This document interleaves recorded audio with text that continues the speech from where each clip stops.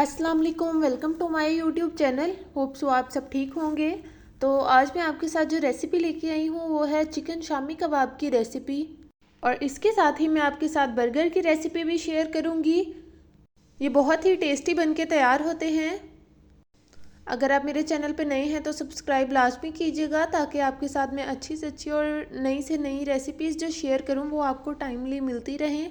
और वीडियो को एंड तक वॉच कीजिएगा, और देखने के बाद अगर आपको मेरी वीडियो अच्छी लगे तो लाइक भी कीजिएगा। आज जिस इजी तरीके से मैं आपके साथ ये रेसिपी शेयर करूँगी, आप इसको ज़रूर ट्राई कीजिएगा। और क्योंकि रमज़ान भी आने वाला है, तो ऐसी रेसिपीज़ को आप बनाकर, ये शामी कबाब को आप बनाकर फ्रीज़र में फ्रीज़ भी कर सकते हैं। और नहीं तो रमज़ान के लिए आप इस रेसिपी को सेव कर लें, क्योंकि ये आपके लिए बहुत ही हेल्पफुल होगी। तो रेसिपी को ज़रूर ट्राई कीजिएगा, क्योंकि ये बहुत ही टेस्टी और मज़े के बनके तैयार होते हैं, और इनका जो टेस्ट है वो अलग लेवल का होता है।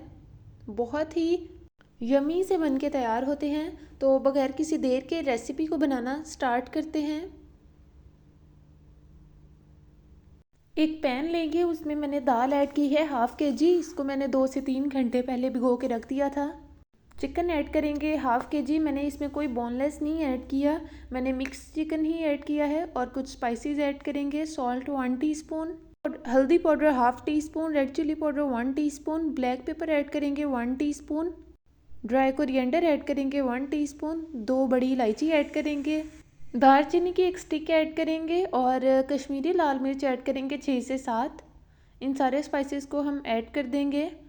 और यहाँ पे एक मैंने मीडियम साइज़ का प्याज लिया था, उसको रफली कट कर लिया था। 2 ग्रीन चिली ऐड करेंगे, और जिंजर गार्लिक का पेस्ट ऐड करेंगे 1 टेबल स्पून, और 2 ग्लास इसमें पानी ऐड करके इसको अच्छे से मिक्स कर देंगे। और अब हम इसे कवर करके रख देंगे।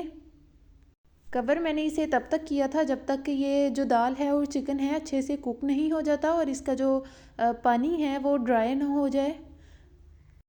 तो यहाँ पे इसको 40 से 45 मिनट लगे थे। अब मैंने दाल को मैश अच्छे से कर लिया था और चिकन को श्रेड कर लिया था।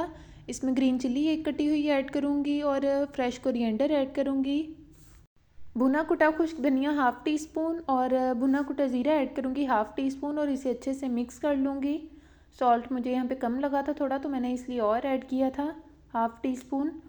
और कोई भी शेप लेके हम इसे शेप दे लेंगे टिक्की की। आपने अगर बड़े साइज़ की बनानी हो तो आप बड़े साइज़ की बना सकती हैं। और फ़िलहाल आप इसे किसी भी प्लेट में रख सकती हैं, और जब ये फ्रीज़ हो जाएं तो आप इसे किसी एयर कंटेनर जार में रख के सेव कर सकते हैं। यहाँ पे 2 अंडे ले लिए थे मैंने, और इसको मैं अच्छी तरह से बीट कर लूँगी। और जो कटलेट मैंने बनाई थी उनको मैंने फ्रीज़ कर लिया था, और इसको मैं एग की कोटिंग करूँगी, और इन्हें मैं शैलो फ्राई कर लूँगी। इनको डीप फ्राई करने की ज़रूरत नहीं होती, बिल्कुल थोड़े से ऑयल में आप इसे फ्राई कर सकते हैं। आप इन्हें मीडियम फ्लेम पे फ्राई करेंगे, इसकी फ्लेम हाई नहीं होनी चाहिए, और गोल्डन कलर आने तक आप इसे फ्राई करेंगे। तो यहाँ पे जो कटलेट थी हमारी बहुत ही यहाँ पे क्रिस्पी गोल्डन सी हो चुकी है। अब हम इन्हें निकाल लेंगे एक प्लेट में। इस रेसिपी को ट्राई करेंगे तो आपके भी जो शामी कबाब हैं वो ऐसे ही बनके तैयार होंगे। अगर शामी कबाब की वीडियो अच्छी लगी हो तो इसको लाइक लाजमी कीजिएगा। उसी पैन में मैं 1 टेबलस्पून ऑयल ऐड करूँगी, और उसमें जो अंडा मेरा बच गया था वो मैं ऐड कर दूँगी, और इसे मैं पूरे पैन में फैला लूँगी। और इसे मैं दरमियान से कट कर लूँगी, क्योंकि मुझे बनाने हैं 2 बर्गर। तो इस तरीके से मैं इन्हें 2 बर्गर में रख लूँगी, सेट कर लूँगी। तो यहाँ पे जो एग था हमारा वो भी कुक हो चुका था। इसे भी मैं अलहदा प्लेट में निकाल लूँगी। इसका भी जो कलर था बहुत ही खूबसूरत आया था।